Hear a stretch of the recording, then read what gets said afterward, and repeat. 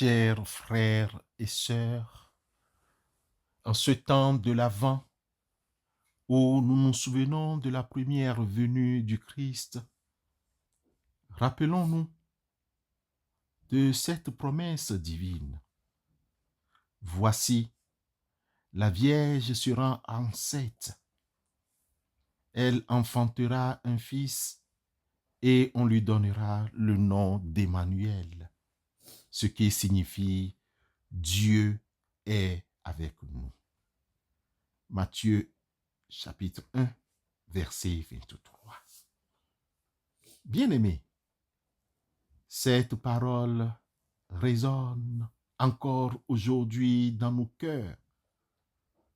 Dieu qui s'est fait proche de nous en naissant à Bethléem est toujours présent à nos côtés.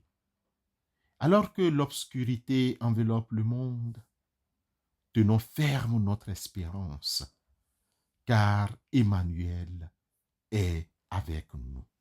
Amen.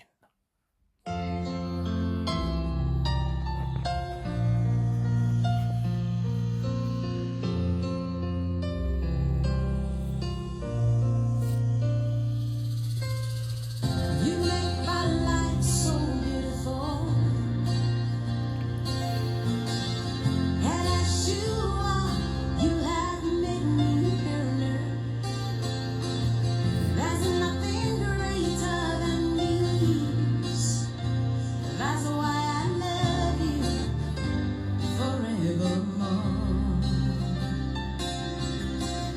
You make my life so beautiful. And as you are, you have made me yearn. There's nothing greater than these. That's why I love you forevermore. I want more of you. I want more of you. Jesus, the more I know you, the more I want to know you. Jesus, more of you. You make my life so beautiful, and as you are, you have made me yearn. There's nothing greater than these. That's why I love you forevermore. You make my life so beautiful, and as you are, you have made me yearn. There's nothing greater than these. That's why I love you forevermore. I want more of you. I want more of you.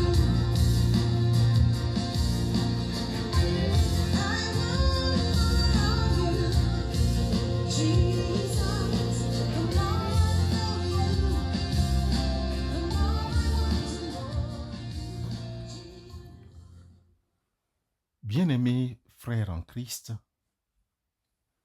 la naissance de Jésus dans une humble bergerie, loin de l'opulence d'un palais, est une question qui a fasciné les théologiens et les fidèles depuis des siècles. Pendant qu'ils étaient là, le temps où Marie devait accoucher arriva et elle enfanta son fils premier-né.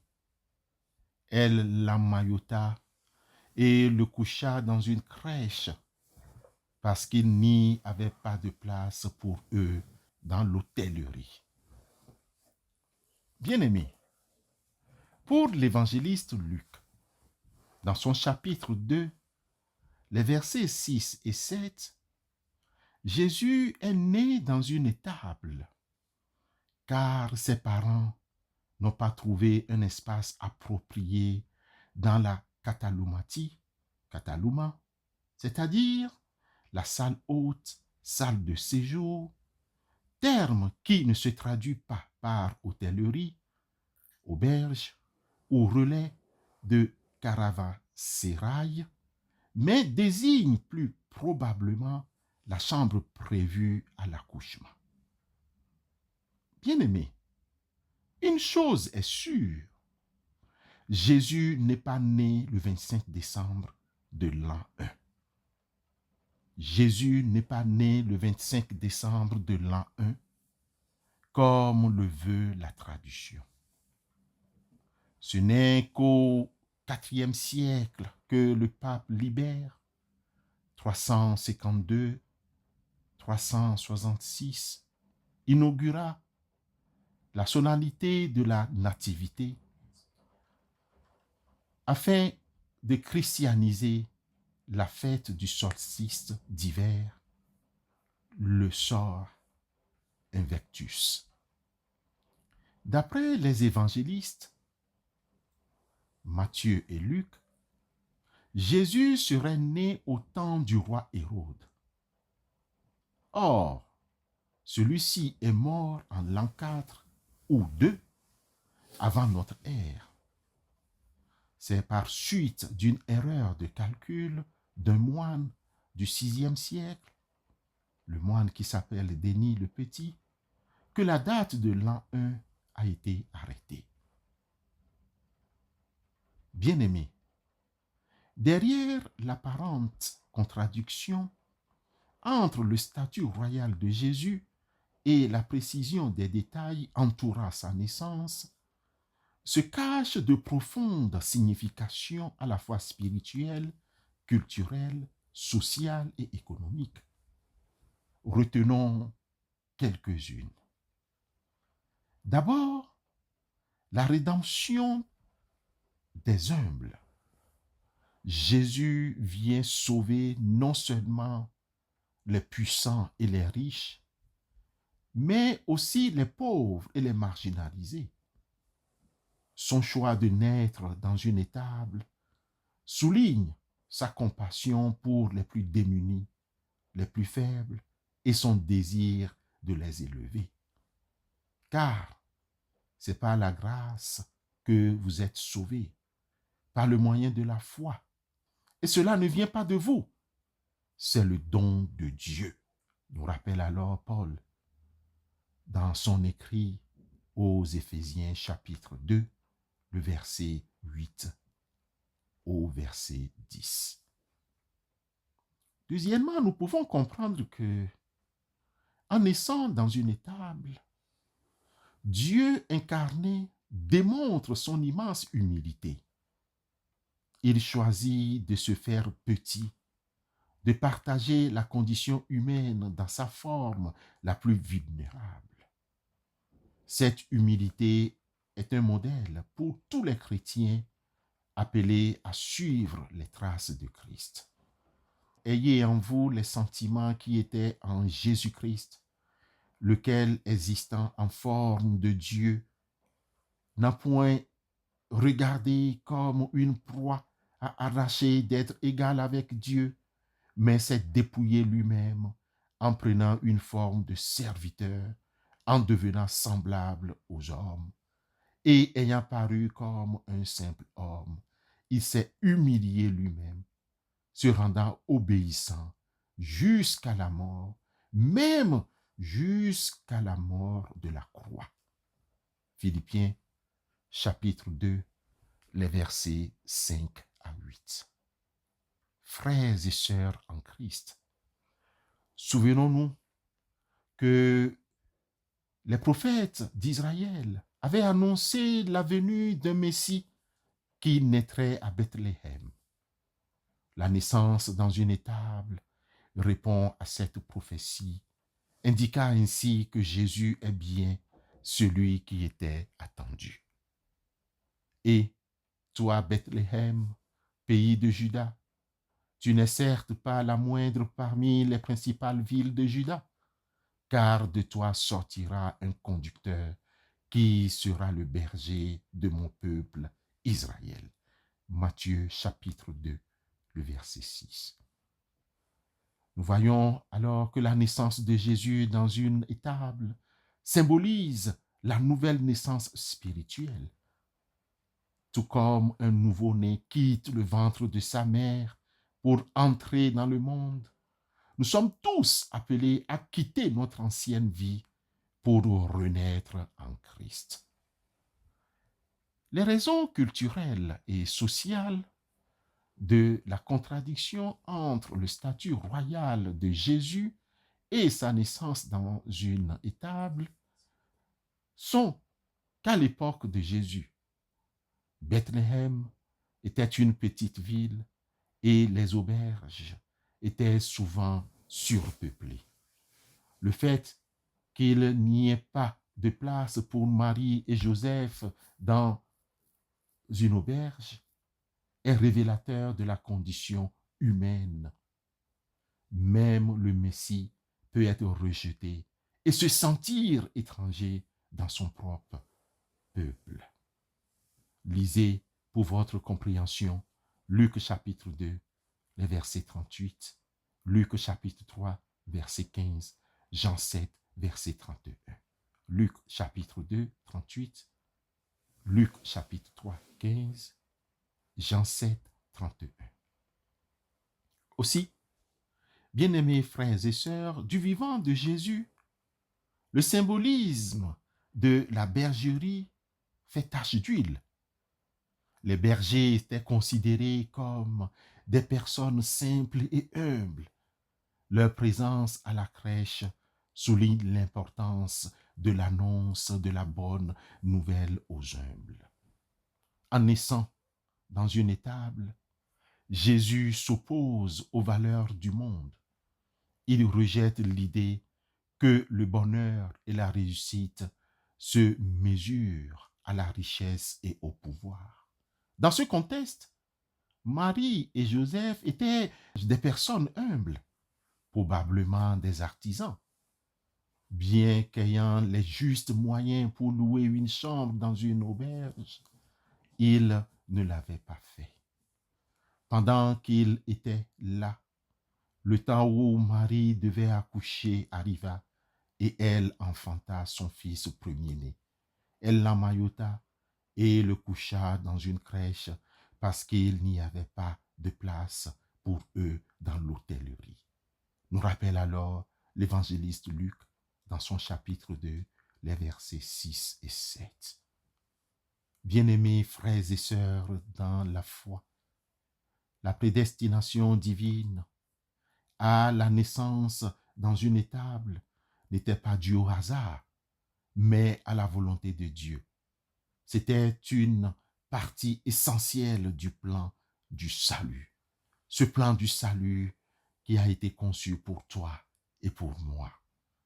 En définitive, la naissance de Jésus dans une bergerie était bien plus qu'un simple événement historique.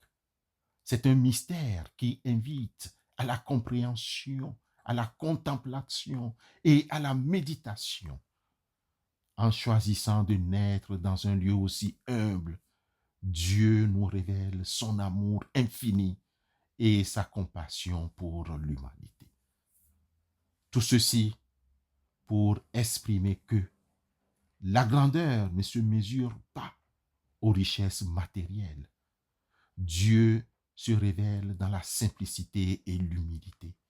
Le salut est accessible à tous, quelle que soit notre origine sociale ou notre statut. La naissance de Christ est un signe d'espérance pour les humbles et pour les opprimés.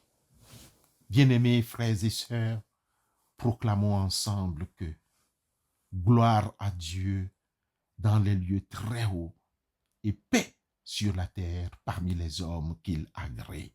Luc chapitre 2, le verset 14. Amen.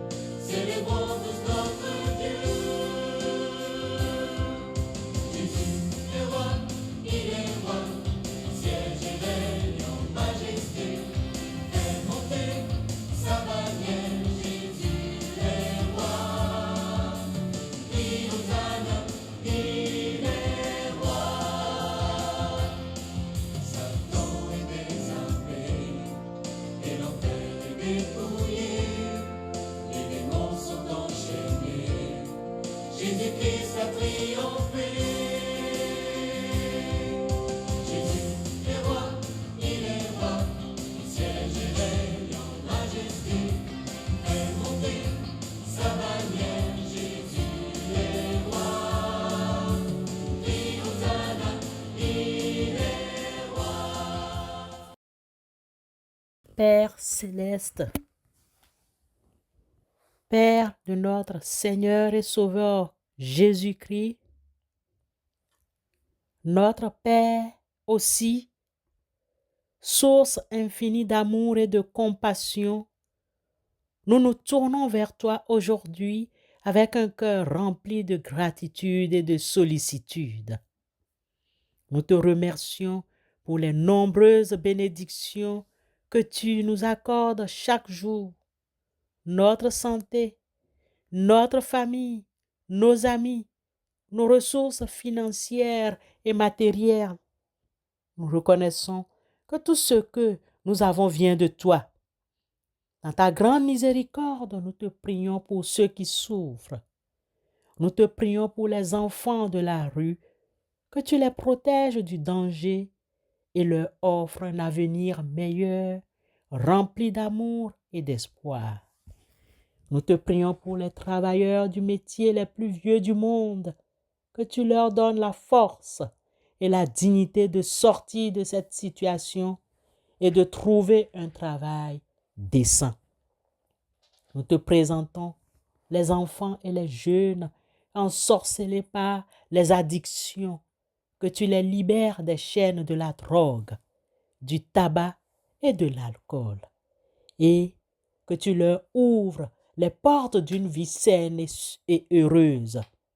Pour les étrangers, les réfugiés et les exilés, que tu les accueilles avec bienveillance et que tu leur offres un refuge sûr où ils pourront reconstruire leur vie.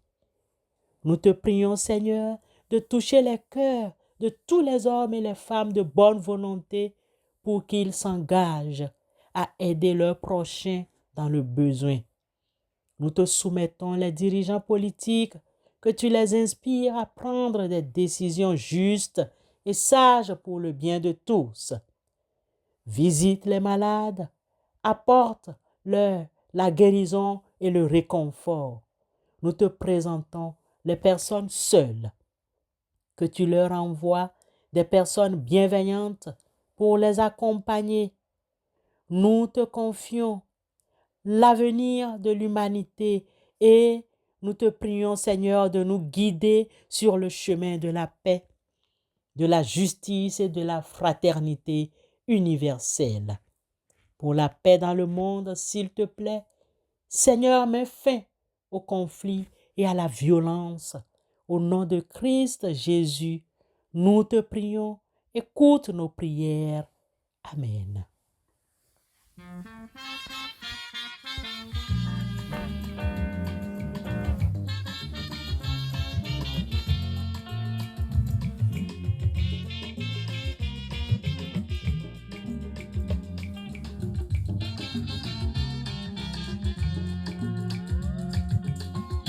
Jésù kò sẹ́nìkan o. Ọba mímọ́ lọ́ba tí mò ń sìn. Lẹ́yìn Jésù kò sẹ́nìkan o. Alágbára mo mọ̀rúkọ rẹ̀. Nígbà ìdí ayé bá dé o. Bàbá mímọ́ mo máa sátọ̀ wá o. Dákùngbà ayé mi yìí là o. Bàbá mímọ́ alágbára mo mọ orúkọ rẹ̀. Lẹ́yìn Jésù kò sẹ́nìkan o. Ọba mímọ́ lọ́ba tí mò ń sìn. Lẹ́yìn Jésù kò sẹ́nìkan o.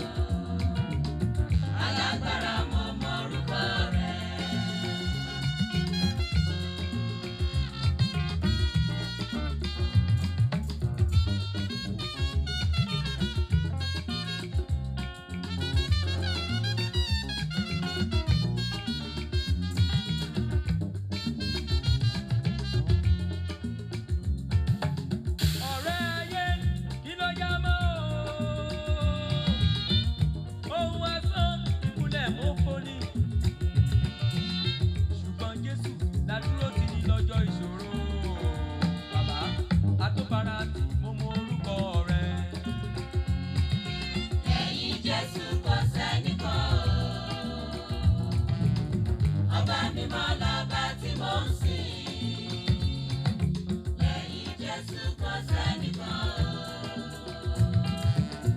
Alágbára mo mọ orúkọ rẹ̀. Recevons la bénédiction de la part du Seigneur avant de nous séparer. Que le Seigneur vous bénisse et vous garde.